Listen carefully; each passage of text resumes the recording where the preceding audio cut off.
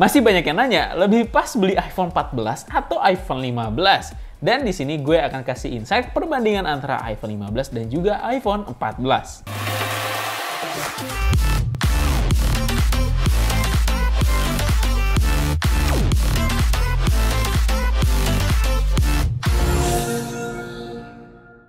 Halo, selamat datang di PlayInfo by Playworks. Finally, iPhone 15 per hari Jumat kemarin udah mulai pre-order ya. Dan tanggal 27 besok kita udah bisa hands-on.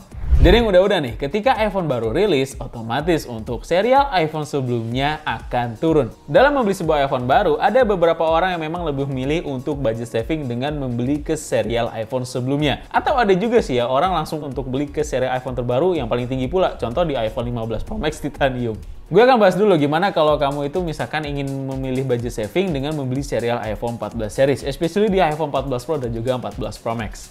Sebelum itu boleh banget kalian kasih dukungan ke channel kami berupa like, subscribe, dan nyalakan loncengnya ya. So, untuk iPhone 14 Pro dan juga 14 Pro Max, pada saat perilisannya ini membuat sensasi karena kehadirannya si Dynamic Island.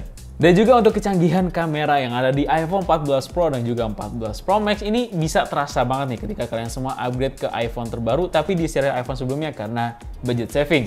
Yang pertama, adanya fitur Action Mode yang bisa menghasilkan video hasil ini jauh lebih smooth.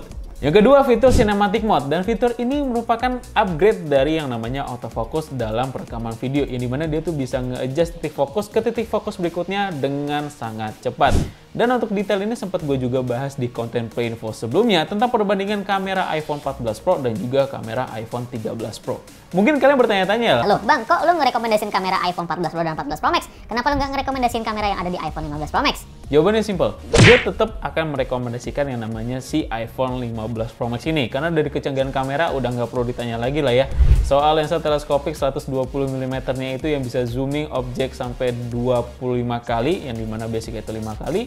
Dan juga dari kecanggihan lainnya seperti action button, jadi bisa nge-shortcuts ke beberapa fitur yang ada di dalam iPhone tersebut. Gue pasti ngerekomendasiin. Tapi balik lagi ya, karena sepertinya untuk para buyers iPhone yang ada di Indonesia ini nggak semuanya willing atau bisa beli iPhone baru, apalagi di title-nya ini Pro Max. Dan alasannya cukup simpel, mahal. Untuk harga iPhone 14 Pro Max di pilihan storage paling kecil di 128 GB, ini harganya di 19,499 juta rupiah. Sedangkan untuk harga iPhone 15 Pro Max di kapasitas storage yang paling kecil di 256 GB, harganya ini 24,9 juta rupiah. Lalu apakah lebih baik untuk membeli iPhone 14 Pro Max saja atau langsung membeli iPhone 15 Pro Max? Menurut gue tergantung patokan kalian itu dari sisi mana.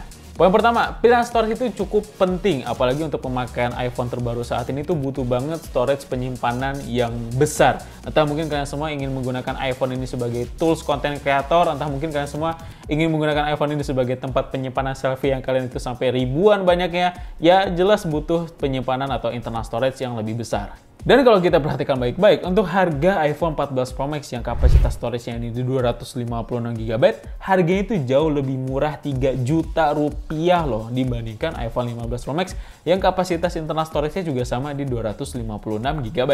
Poin yang kedua, soal kecanggihan chip, emang ini cukup unik sih ya. Kalau misalnya kalian semua emang pengen mencoba sensasi bermain game AAA gitu ya dengan kecanggihan chip A17 Pro yang ada di iPhone 15 Pro series ini, monggo aja silahkan beli satu game untuk di-download seperti Resident Evil gitu, harganya Rp900.000.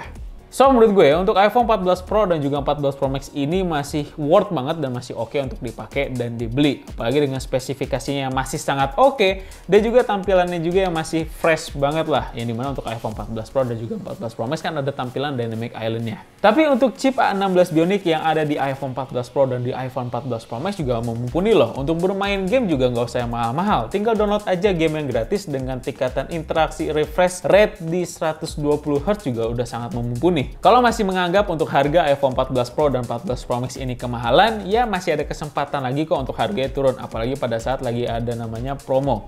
Tapi kalau kalian tuh emang ngebet banget tuh pengen nyobain kecanggihan kamera 48 megapikselnya, terus kecanggihan dalam kegunaan USB Type-C, bahan material titanium gitu kan, ditambah lagi untuk fitur action button, monggo aja kalian semua bisa beli dan nyobain iPhone 15 Pro series.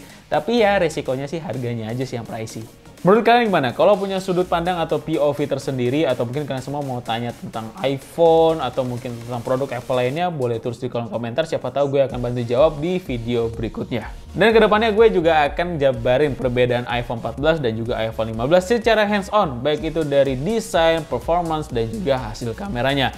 So, stay tune terus dan jangan lupa untuk like, comment, dan share konten ini. Please subscribe dan nyalakan lonceng notifikasinya supaya kalian selalu mendapatkan informasi seputar produk Apple lainnya hanya dari Playinfo. Playworks, the official license store.